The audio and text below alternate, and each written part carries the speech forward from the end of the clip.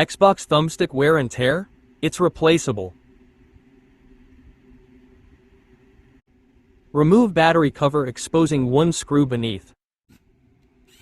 Unscrew.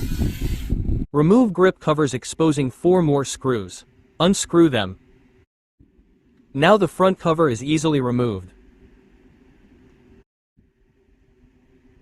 Pull out the thumbsticks and replace with spares.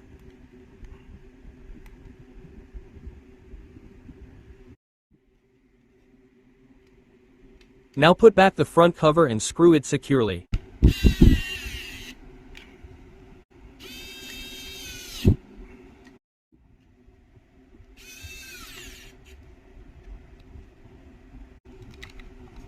Snap both grip covers into place.